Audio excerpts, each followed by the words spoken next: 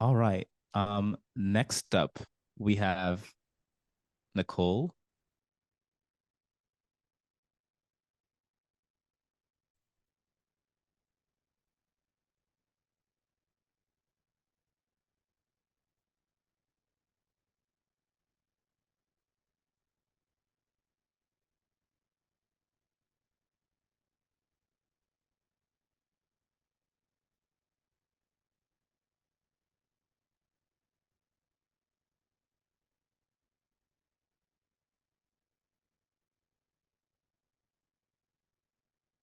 This is you can use this one.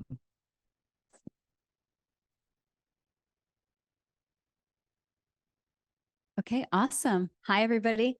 I'm Nicole, and we're going to talk about Drake and social media. In case you didn't see, Drake came out with a poetry book this year. And so this emulates that cover.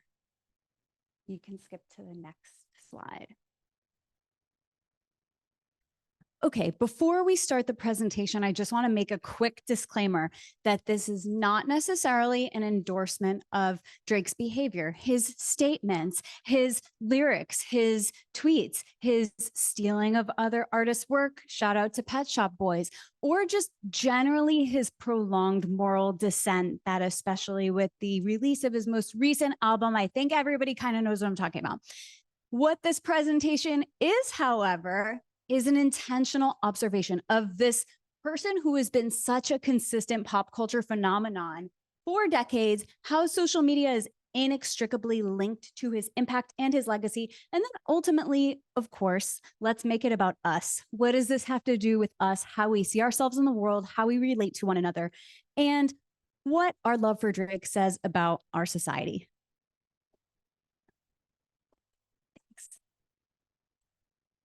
Let's go back. Let's go back. The year was 2005. My claim to fame was being MySpace friends with Aubrey Graham.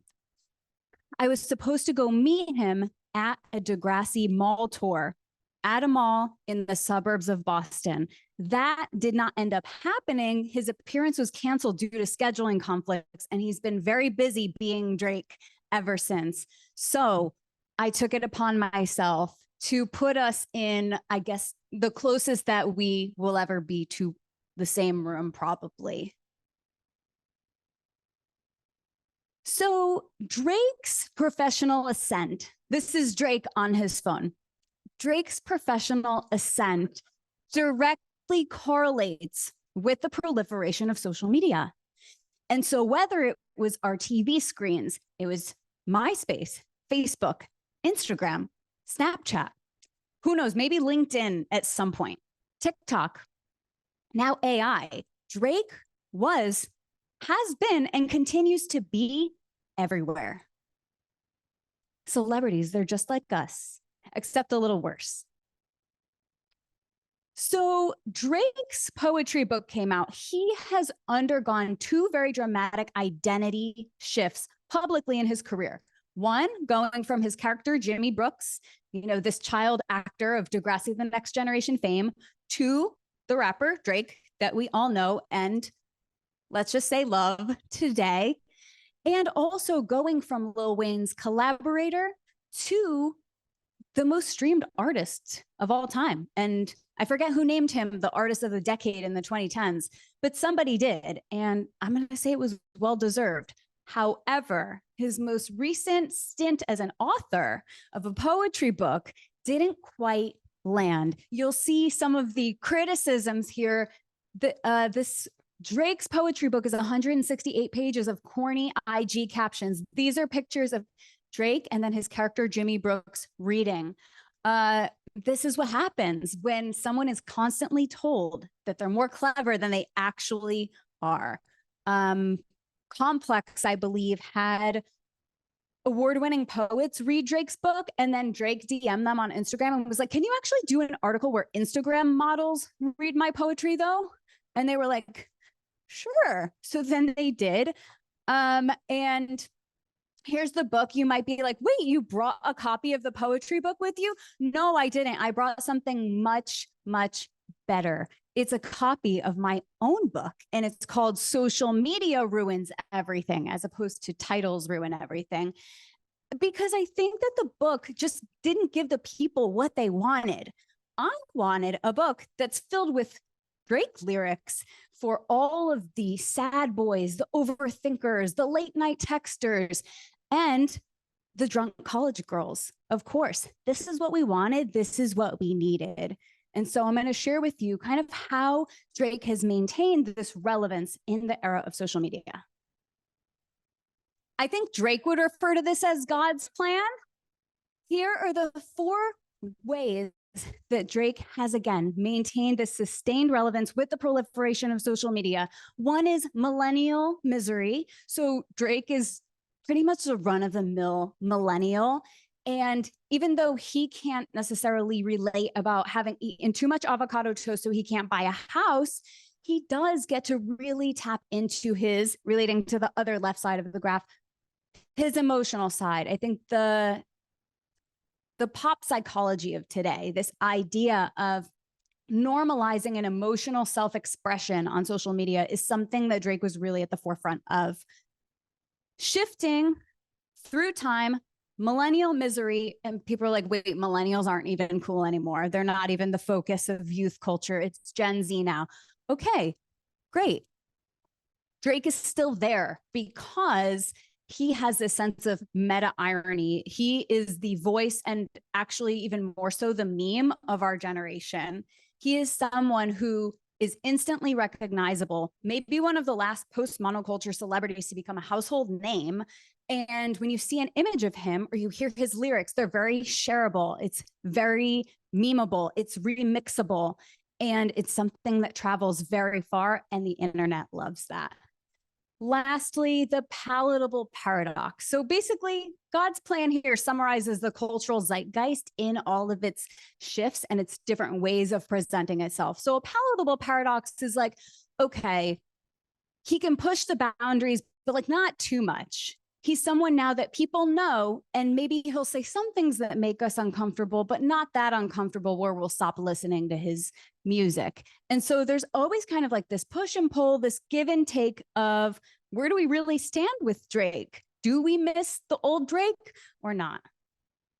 Okay, we're going to dive into each one of these little, we have some lovely quotes, starting with millennial misery. In true millennial fashion, I'm not sure Drake really even cares about what his music actually sounds like, but instead he just wants you to talk about him when you're hanging out with your friends. He wants you to tweet about him. His words have become a part of the cultural lexicon. This is the best representation of Drake as a millennial. You have to remember these kind of memes that were like the template in the 2010s. What a terrible time to be alive, or whatever Drake said. I think that's a very beautiful meme that sums up this kind of arrested development and frustration with, okay, millennials are reaching an age where maybe they have families, maybe they don't, maybe they can afford the quality of life that they want, maybe they can't. Are they too old to fulfill their dreams? Are they too young to start or to have given up on their dream? Anyway, you only live once. That actually, Drake went on SNL to apologize for having coined that term because of how it took off on the internet. The TBT, Throwback Thursday, Instagram initiative, that is an Instagram post from Drake himself. Drake is King Millennial. We crowned him, and there's no one to blame but ourselves. Drake tweeting about eating granola and watching Aubrey Plaza interview snippets. And then my personal favorite representation via Drake's Twitter of just how much of a millennial he is. Drop my phone in a glass of wine, ... just to give you an idea of where my life is at these days. And that was from 2012. I think that Drake, he feels like somebody who is, to an extent, going through what we're going through as a generation and collectively. And again, not saying he's the most relatable person in that he was literally a famous child actor and now he's a rich and famous. I mean, I was not 25 sitting on 25 mil. So like not that relatable, but in a sense, he's been there with us in the way that the millennial generation is truly the only generation that really stood right in between an analog and a digital environment and atmosphere growing up. He is able to successfully integrate both. Next, the ongoing joke is that Drake's lyrics inspire infinite Instagram captions, but he's actually as reflective of internet culture as he is influential upon it. From the posturing to the trolling and the pandering, Drake mirrors the internet. And so this is kind of the meta irony where it's like you've seen this shift in the sense of humor on the internet over the last few years, again, as Gen Z has kind of taken center stage as like the pinnacle of youth culture. You've seen whether it's that like the meme in the last slide where it's like super ironic or even post-ironic humor that millennials tend to express online. You see, especially with TikTok rising too, you're like, wait a second, is he serious? Is he joking? Is he a part of the joke? Are we laughing with him? Are we laughing at him? I actually don't even really know. And I also don't really care. And so I think that the fact that Drake's relationship with social media and with the internet as a consumer himself is now something that is widely speculated and talked about. So something I personally love is that Drake's knee, as in his body part. So he during concert in 2009, like fell off of a stage and he had all of these like knee issues. And so someone created a Twitter account called Drake's Knee, parentheses, not Drake. It's not Drake. It's Drake's Knee that has a Twitter account. And it's like the fact that Drake's Knee has a Twitter account, I don't exactly know what to think of that. But Drake's relationship with social media, just like ours, is complicated. He combines his success with being a social media spectacle. And whether it's posting these kind of like thirsty selfies or whatever, you really never know what he's going to say. But at the same time, he's never surprising us too much. He's always there just enough to kind of be at the forefront of a trend. And I think as we saw in 2020 with Tootsie Slide and Flip the Switch, I mean, the former being like as manufactured of a song for a TikTok dance trend, like as possible. And seeing him do the dance too, I'm like, we're really going there. We're really going there. This is really what we're doing right now. Next, this is the pop psychology portion where it's like the normalization of discourse online about mental health. And kind of the glamorization of mental illness. Drake is incapable of being anything other than his unadulterated emotional self. And the lyrics on Scorpion, his 2018 album, are proof of that. They're sad, they're about heartbreak, and yet somehow they also remind you that Drake is unapologetically better than you. Okay, I love emo Drake. You'll see him pictured here quite literally with like the side swooped bangs and the Starbucks cup, the painted nails.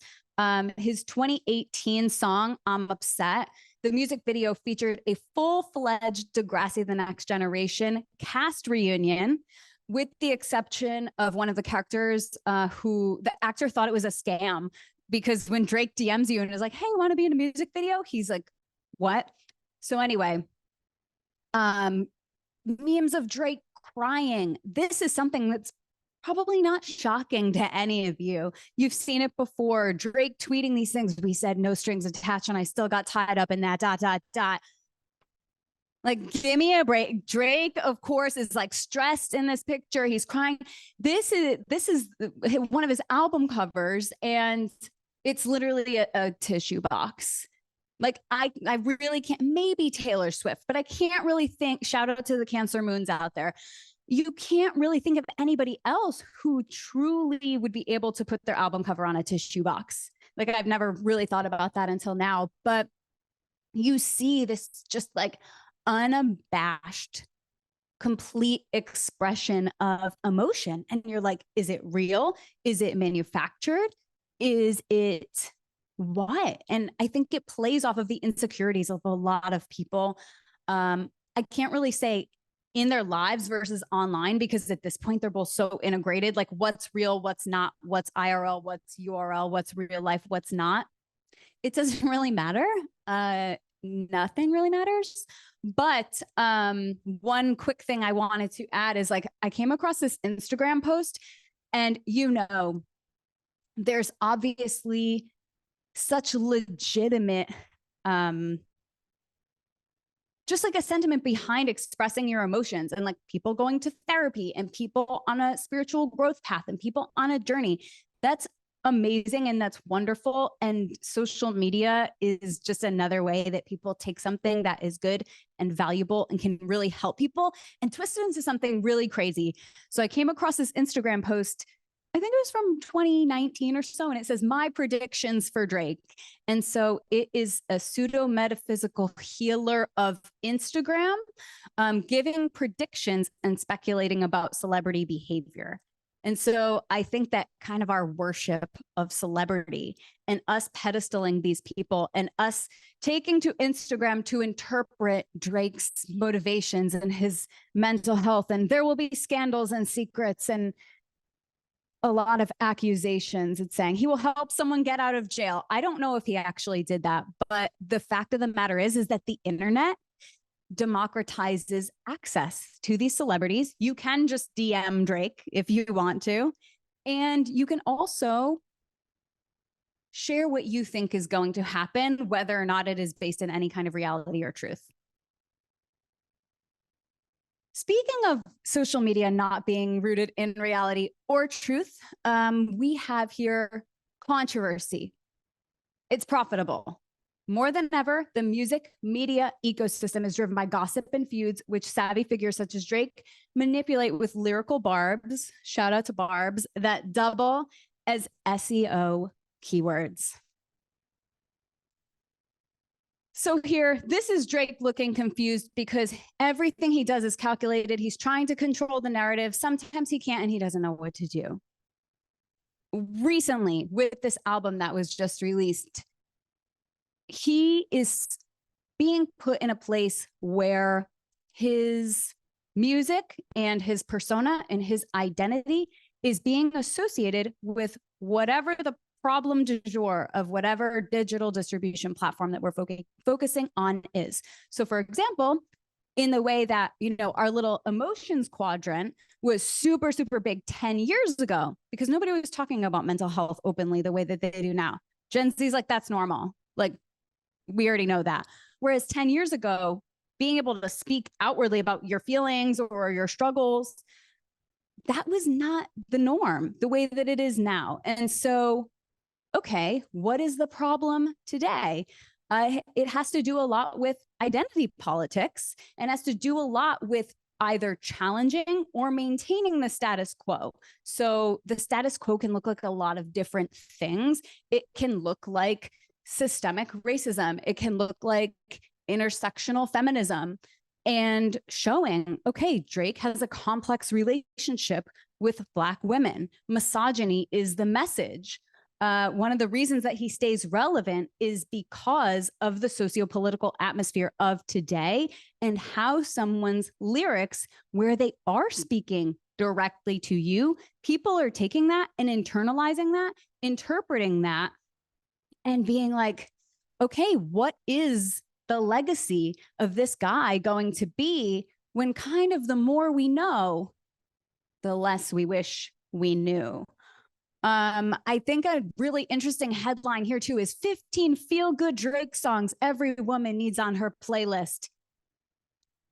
What songs could possibly be on that playlist? I don't know. I don't view these lyrics as something that would particularly resonate with me. Again, unless I'm a drunk college girl in 2010. That's not a hypothetical. I'm just saying it's a past tense thing. But yeah, I even think that one of my favorite tweets in terms of like, okay, maintaining your relevance in a cultural zeitgeist, Drake tweeted 10 years ago, the fact that Rosie O'Donnell knows who I am is probably the best feeling ever.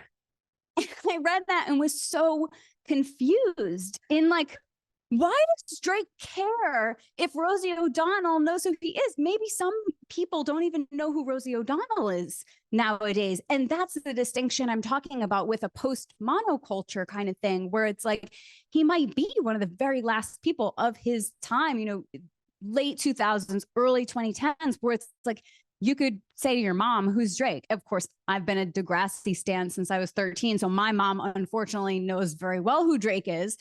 But like, you actually know who this guy is. And there have been certain lyrics that address, I guess I'm only 27 and I'm only getting better is one of them, where he recognized, to reference an earlier presentation, is like, he does recognize almost these like finite limitations of time. And so I think that he knows that he's been riding the wave and also knows that it can crash at any time. So, yeah, this is a GIF and it's of this book. And I have a physical copy here if anyone wants to look at it or pick their favorite quote. And I think social media ruins everything is a much more appropriate title. Thank you.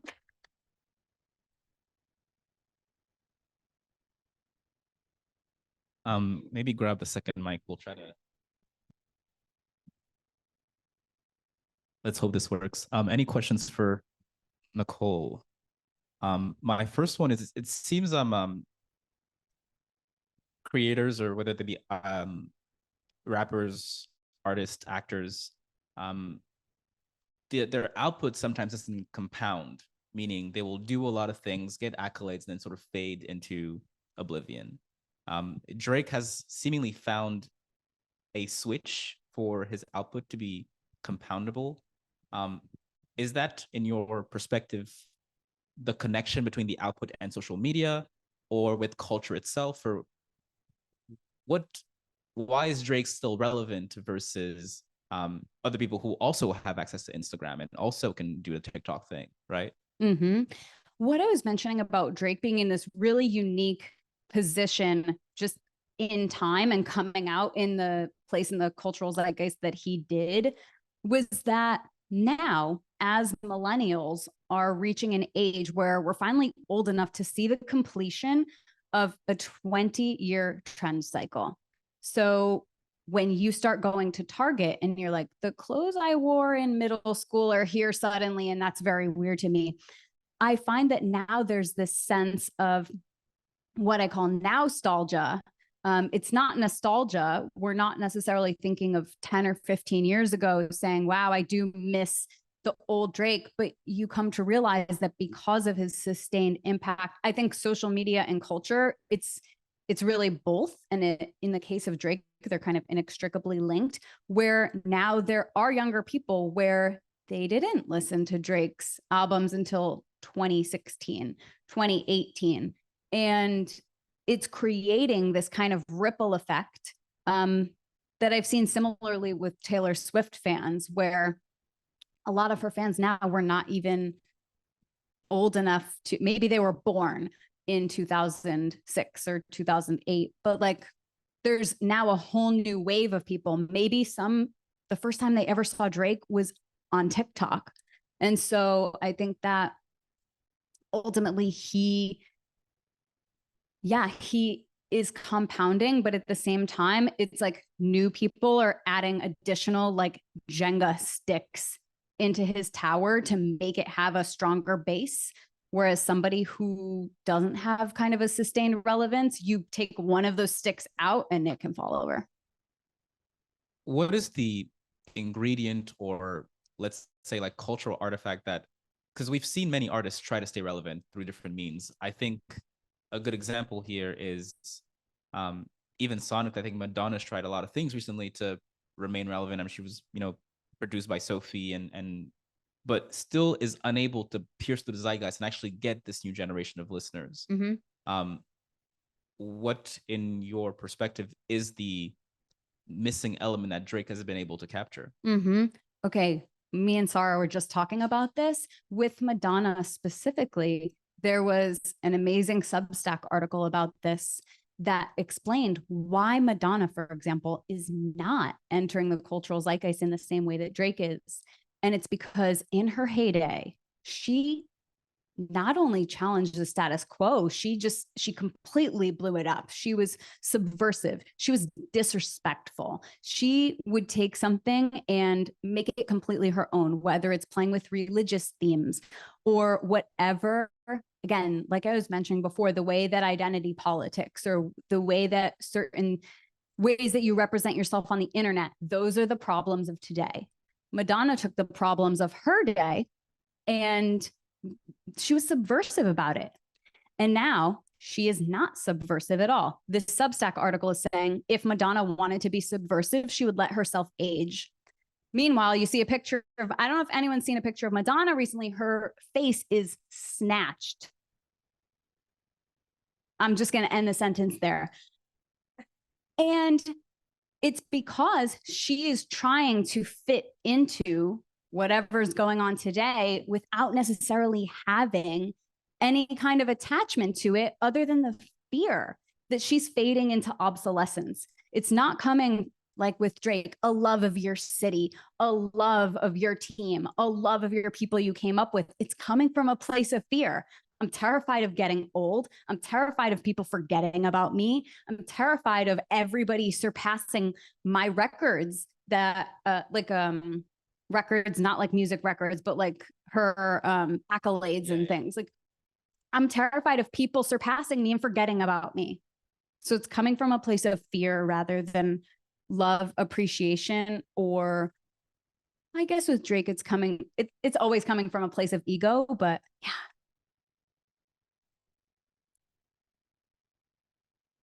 Any other questions? Nicole, this is amazing. Thank you so much. Thank you.